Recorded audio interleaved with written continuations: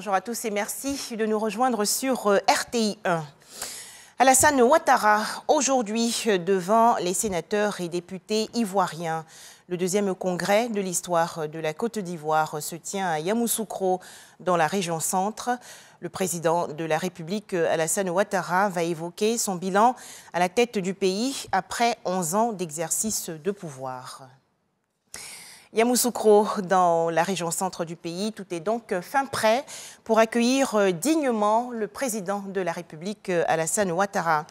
On le sait, le chef de l'État doit s'adresser aujourd'hui aux sénateurs et députés.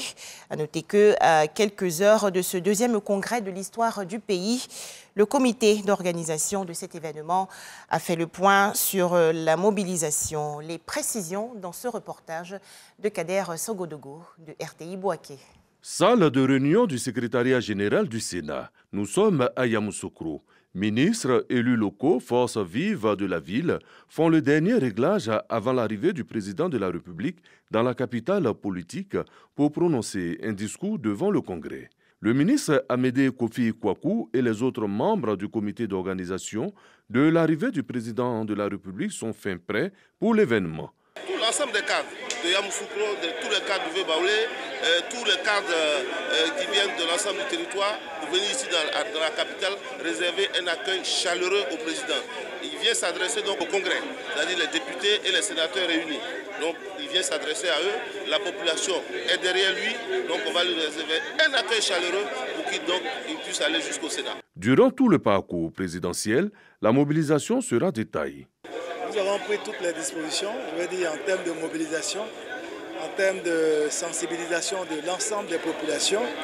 Nous avons adopté une approche inclusive parce que le président Alassane Ouattara est le président de tous les Ivoiriens et toute la population de Yamoussoukro et environnant est en tout cas mobilisée pour pouvoir lui réserver un accueil populaire, un accueil en tout cas très chaleureux. Et nous attendons également d'autres populations qui viendront d'ailleurs pour pouvoir nous soutenir en fait pour que cet accueil-là soit un succès et soit une réussite totale. On souhaite aussi manifester notre remerciement à son Excellence, Monsieur le Président de la République.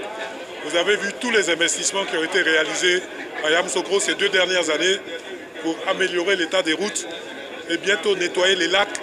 Et les populations de Yamoussoukro, par ma voix, vraiment voudraient dire merci au chef de l'État pour tous les investissements qu'il fait pour améliorer la qualité de la vie des habitants de Yamoussoukro et du district. Cette adresse du président de la République devant le Congrès du 19 avril 2022 est la deuxième du genre après celle du 5 mars 2020. Il sera essentiellement question de la vie de la nation. L'accueil et la mobilisation ne feront donc pas défaut. Alassane Ouattara aura droit à la chaleur affectueuse des populations de Yamoussoukro.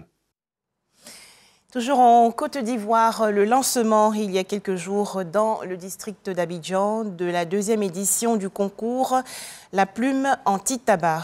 C'est une initiative du réseau des communicateurs pour la lutte contre le tabagisme et l'alcoolisme en milieu scolaire et universitaire. Objectif, récompenser les meilleurs articles de presse engagés dans la lutte anti-tabac.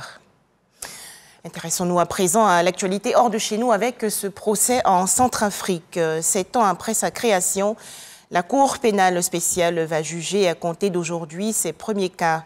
Cette juridiction composée de magistrats locaux et internationaux a pour mandat d'enquêter et de poursuivre les violations graves des droits humains commises dans le pays depuis 2003.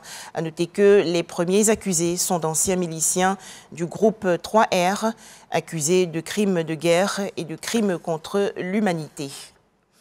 Ce drame à Kaboul, en Afghanistan, au moins 6 personnes ont été tuées dans 2 explosions qui ont frappé aujourd'hui une école pour garçons située dans un quartier largement peuplé par des membres de la minorité chiite Hazara et déjà plusieurs fois visée par le passé.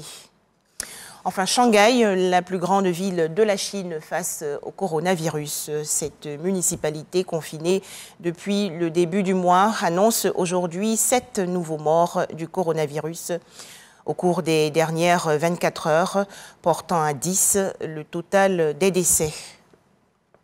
Voilà, merci de nous avoir suivis. Plus de détails dans le journal de la mi-journée.